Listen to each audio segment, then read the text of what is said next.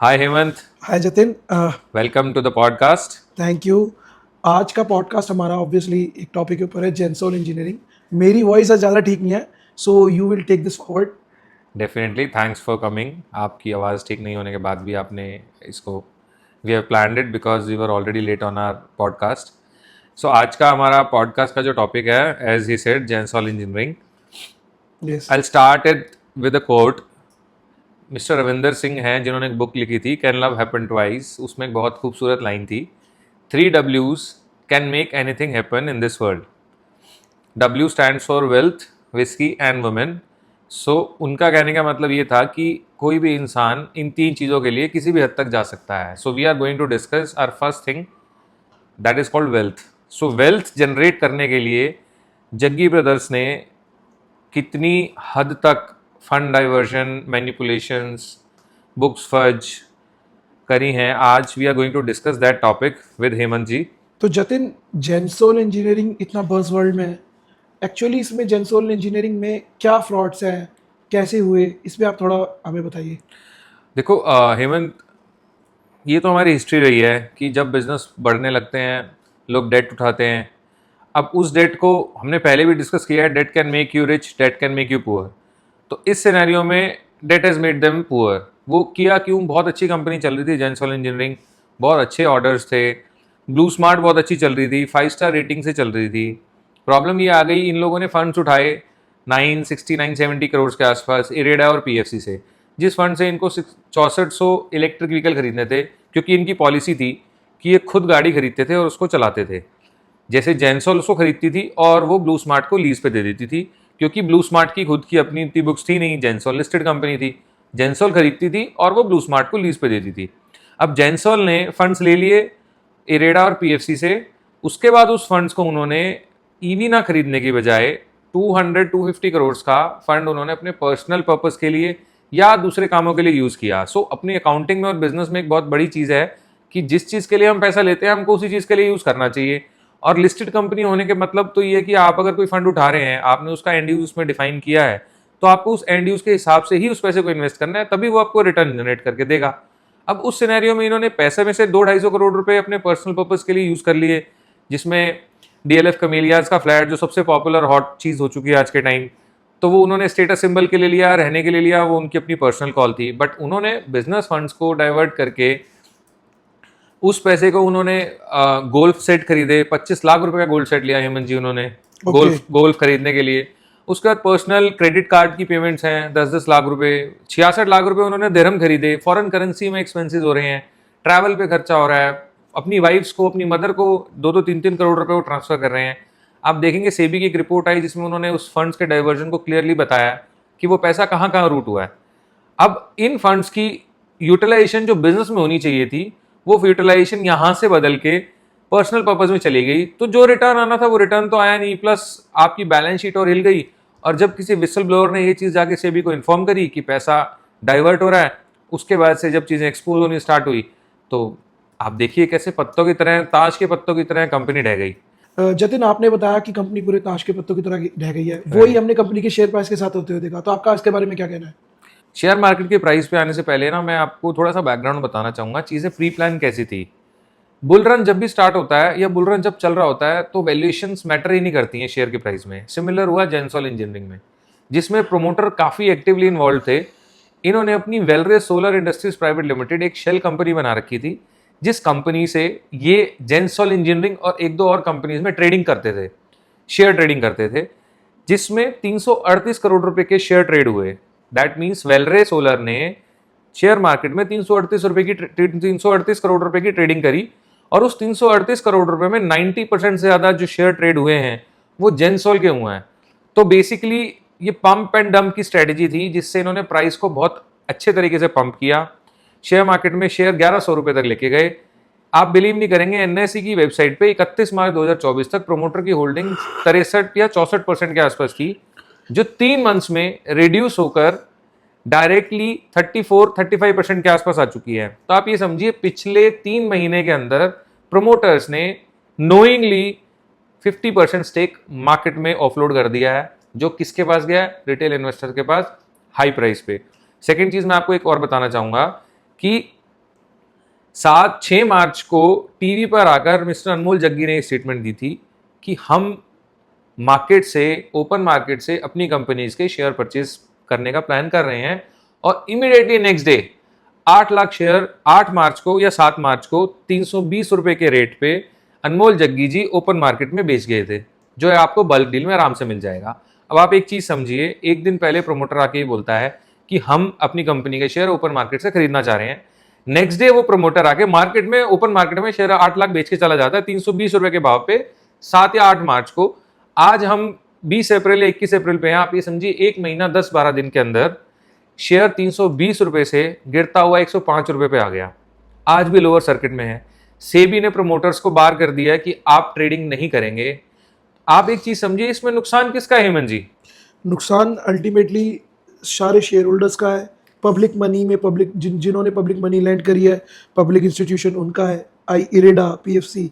So because of their नहीं, नुकसान और लोगों का भी है। आप समझिए, इन्होंने ब्लू स्मार्ट की 4000 कैब्स खरीदी थी, उसमें ड्राइवर्स की जॉब थी, वो चली गई। उसमें इंजीनियर्स की जॉब थी, वो चली गई। ब्लू स्मार्ट तो बंद हो गई, अभी उनके लिए उसमें काम करना बंद, स्टॉप कर दिया उन्होंने।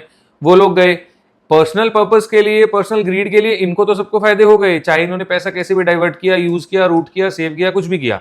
बट नुकसान तो जनरल पब्लिक का हुआ। आपने बिल्कुल सही बोला, इरेडा के शेयर होल्डर का हुआ, पीएफसी के शेयर होल्डर का हुआ। पब्लिक का टैक्स पेयर पैसा जो जाता है पीएफसी, आईआरडीए, जो गवर्नमेंट, पब्लिक का जो पैसा है, टैक्स का पैसा है, वही तो जाता है पीएफसी, जो गवर्नमेंट कंपनीज के पास जाता है। वो पैसा मिसयूज होता है, तो उसमें नुकसान जनरल पब्लिक का है, शेयर होल्डर्स का है, उसके कंपनी में जो ड्राइवर्स हैं उनका है, जो लोग जॉब कर रहे हैं उनका है। प्रोमोटर्स का थोड़ी कुछ जाता है उसके अंदर। जतिन, एक बात और देखने वाली है, अक्सर ऐसे फ्रॉड्स करके बड़े बड़े प्रमोटर्स बाहर भाग जाते हैं। I don't know whether their passport have been seized और not, but it should be done immediately. ये भी मेहुल चौकसी और नीरव मोदी की तरह लंदन ना चले जाए। देखिए, इस बात पे मैं एक चीज़ बोलता हूँ। पहले ट्रेंड होता था पब्लिक मनी साइफन ऑफ करके प्रॉपर्टीज़ जो खरीदी जाती थी वो खरीदी जाती थी लंदन में, क्योंकि इंडिया की ट्रीटी है कि आप लंदन से इंडिया में बंदे को नहीं ला सकते हैं। ऐसे वहाँ के उनके कुछ लॉज हैं जो बहुत पर्टिकुलर हैं, जिसमें इंडिया में लाना बहुत डिफिकल्ट है, जिसकी वजह से मेहुल चौकसी या आप बात करें तो नीरव मोदी या विजय माल्या, ये सब इंडिया से होके डायरेक्ट लंदन जाते हैं। बट इन्होंने तो फ्लैट ही डीएलएफ कैमिलियस में लिया है, जो गुड़गांव में आता है। तो इन लोगों के लिए तो लंदन जाना भी उतना आसान नहीं है। अब रही बात इसकी कि कोई एक्शन फिलहाल लिया नहीं गया है, जहां तक मुझे पता है। अभी से भी इन्वेस्टिगेट ही कर रहा है उसको, कंपनी रनिंग में है। ब्लू स्मार्ट तो रुक गई है, ब्लू स्मार्ट में बुकिंग्स बंद हो गई हैं। ब्लू स्मार्ट इमीडिएट इफेक्ट से स्टॉप कर दी थी इन लोगों ने। बट मुझे ऐसा लगता है कि अगर किसी ने ऐसा पब्लिक मनी के साथ किया है तो he should be strictly punished, so that एक लेसन सब लोगों को मिले। नहीं तो आप एक चीज समझिए, सुब्रतो रॉय का जो केस था सहारा में, उन्होंने चिट फंड के नाम पे या पब्लिक से स्कीम्स के नाम पे पैसा लिया बहुत छोटे छोटे लोगों से। सेबी ने उनको भी इन्वेस्टिगेट किया, गवर्नमेंट के रेगुलेशंस में आए। बट आप समझिए 30 साल की लाइफ, 30-32 साल से लेकर 60-62-65 साल तक उन्होंने अपनी लाइफ रॉयल किंग की तरह एंजॉय करी। अपने बच्चों की ऐसी वेडिंग करी जो इंडिया में कभी भी नहीं हुई।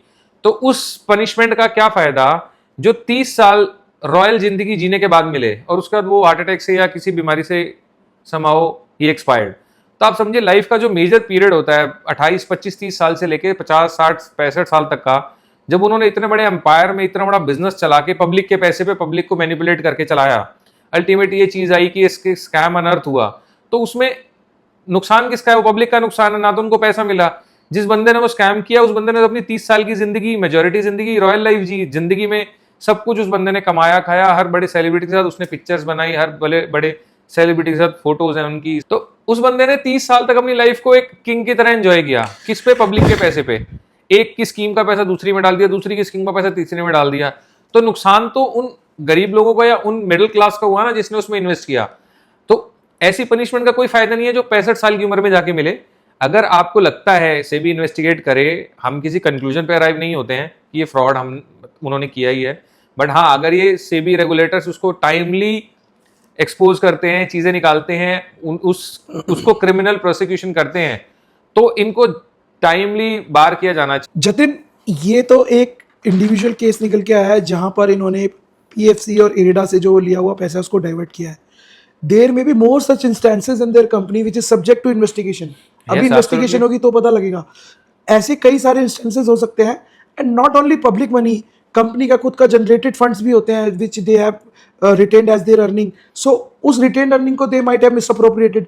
सो ऐसे केसेस तो अभी अनर्थ होने बचे हैं। This is just, I think this is just देखो टिप ऑफ द आइसबर्ग। इसमें मैं आपको एक चीज़ बोलना चाहता हूँ।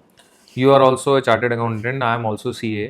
मुझे ऐसा लगता है कि गवर्नमेंट ने एक NFRA नाम से एजेंसी भी बनाई थी, जिसमें ऑडिटर्स क्या कर रहे हैं क्या नहीं Yes, कर रहे हैं yes. उन सबको चेक करने के लिए भी बनाया था।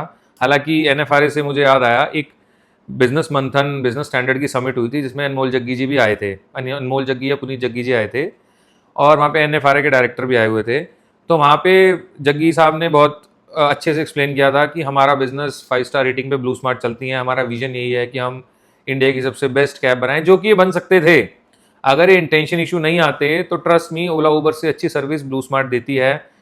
काफ़ी लोगों के रिव्यूज़ हैं, वो लोग ब्लू स्मार्ट को मिस भी करते हैं। काफ़ी लोगों के ट्विटर पे रिव्यूज़ हैं, दे मिस ब्लू स्मार्ट।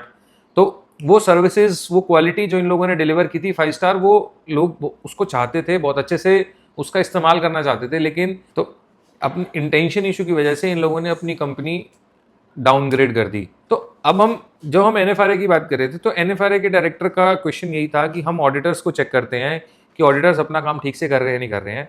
पर मुझे एक क्वेश्चन है हेमंत जी, आप एक बात बताइए, NFRA ऑडिटर्स की रिस्पॉन्सिबिलिटी पे आप क्या कहना चाहेंगे? कंपनी की तो बैलेंस शीट, उन लोगों को सब कुछ पता ही होगा ना। सी जतिन, हमारे ऐसा नहीं है कि इंडिया में हमारे पास पहली बार ऐसे फ्रॉड हो रहे हैं जहां ऑडिटर्स की ओवरसाइट देखी गई है। हमारे पास सत्यम स्कैम था, हमारे पास ये नीरव मोदी और उनका भी स्कैम था। मेरे को लगता है जतिन, कहीं ना कहीं इसमें ऑडिटर की भी ऑडिटर को भी क्वेश्चन होना चाहिए, because they must have looked it into from the forensic point of view. Forensic audit के अंदर होता क्या है कि we just don't rely whatever is being whatever is being visible to our naked eyes, we go for in-depth checking. So यहाँ पे भी ऐसा तो नहीं है कि अगर वो फंड डाइवर्ट हुए होंगे दूसरी कंपनी में तो वो बैंक स्टेटमेंट में नहीं होगा। So I think it could have been prevented. I will not say कि like what modalities the management might have adopted, but ये सिचुएशन प्रिवेंट करी जा सकती थी subject to the condition auditors इसमें ड्यू डिलिजेंस ढंग से परफॉर्म करते हैं। एब्सोल्युटली राइट, मतलब बिल्कुल बिल्कुल सही बात आपने बोली है, क्योंकि जब सेबी ये चीज़ निकाल सकता है कि फंड्स कहाँ डाइवर्ट हुए हैं, तो पैसा तो बैंक में ही आया है ना, कैश तो है नहीं। सारी ट्रांजैक्शन बुक्स में रिकॉर्डेड थी। You are absolutely right Hemant, मुझे ऐसा लगता है कि this is a very big amount, कोई 2-4-5 करोड़ रुपए का अमाउंट नहीं है जिसको आप इग्नोर कर सकते हैं बड़ी कंपनी में। 970 crore from a government organisation, आप अगर लोन ले रहे हैं तो उसका एप्रोप्रिएशन कहाँ हुआ है, वो फंड्स कहाँ यूज हुए हैं। नॉट ओनली ऑडिटर, आप एक बात बताइए, मैं बैंक्स के ऑडिट करता हूँ, आप भी फाइनेंसेस को अवेल कराते हैं। In every kind of loan, whether it is a term loan और वर्किंग कैपिटल लोन, वहां पे क्लॉज होता है कि end use certificate is to be obtained from a chartered accountant. Yes, क्या वो एंड यूज सर्टिफिकेट नहीं लिया होगा जेंसोल ने इस एप्लीकेशन ऑफ फंड्स के लिए? सो क्या अगर ये एंड यूज ऑफ फंड्स का सर्टिफिकेट किसी चार्टर्ड ने दिया होगा तो क्या उस चार्टर्ड अकाउंटेंट ने इस सर्टिफिकेट उसकी एक्चुअल एंड यूज को नहीं देखा होगा?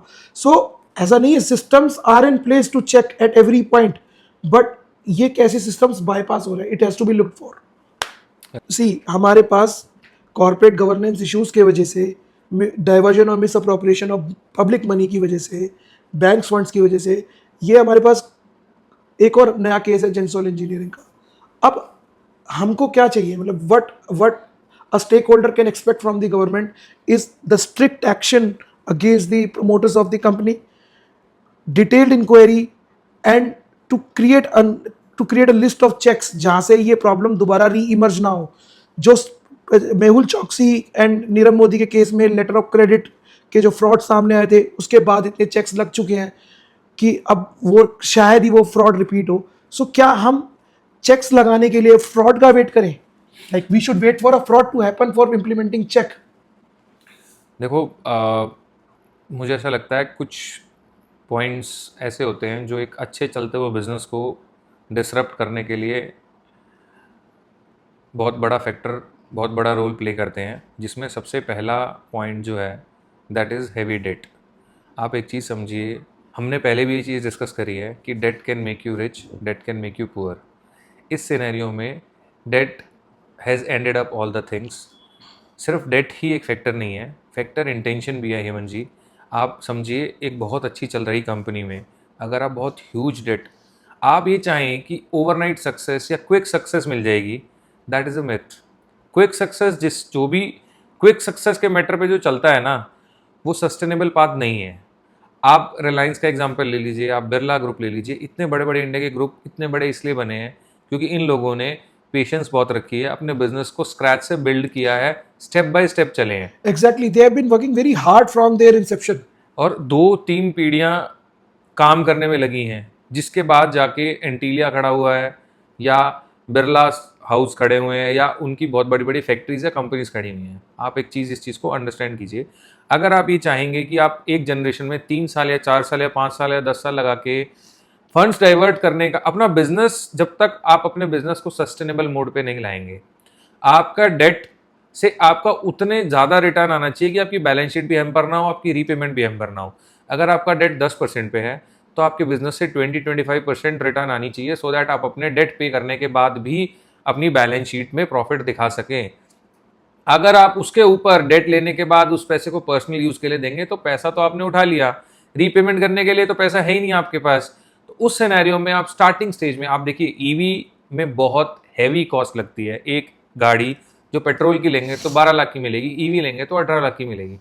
आप एक चीज़ समझिए, पहले ही हम 6 लाख रुपए महंगी एक गाड़ी लेते हैं, आप इतने हैवी कैपिटल इंटेंसिव बिजनेस में भी फंड डाइवर्ट करेंगे पर्सनल यूज़ के लिए तो obviously it will lead to failure. Jatin, ऐसा नहीं है कि बिजनेस जेन्युइनली फेल नहीं होते। जनरली अब आप देखिए HMT घड़ी आती थी, बंद हो गई। वो क्यों हुई? क्योंकि वो compete नहीं कर पाई। So there was genuine reasons with respect to its closure और it's not being successful. But यहाँ पे reason is not the market environment, competitive environment and other factors. The reason is the diversion of funds which have It been. is their intention. Yes. Because मैंने आपको बताया blue smart जैसी cab पूरे India में है ही नहीं। नहीं, it was most popular even if I say among my circle, most of my friends used to book it. One of my clients were having running ledgers with the Blue Smart. Yes. So they were using their services. Yes. तो फिर हेमंत जी इसके conclusion पे आते हैं। अब क्या लगता है आपको कि हमारे पॉडकास्ट से हमें क्या सीखने को मिलेगा? जतिन, जितनी भी इंफॉर्मेशन हमने इस पॉडकास्ट में डिस्कस करी है, उससे एक ही चीज़ पे जो मेरा फोकस है वो यही है, for every businessman, for every professional, that there is no shortcut to success. Right.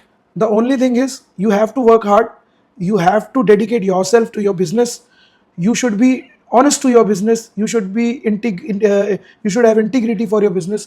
So अगर आप ये सारे factors को रख के चलते हैं, so you can build a good business, but that too in a substantial time, not overnight. Right. So if a person जहाँ पे वो देखता है कि मुझे जल्दी से business grow करना है, जल्दी से मुझे personal wealth grow करनी है, उसके लिए वो डाइवर्जन जैसे रस्तों को अपनाता है, that is not good. So आप ये कहना चाह रहे हैं कि हमें कछुआ बनना है, खरगोश नहीं। अच्छा कछुआ बनना है। कछुआ बनना है। चलो, with this note we are closing our podcast. Yes. Thank you for watching. Signing off, CA Jatin Kochhar. Signing off, CA Hemant Sharma.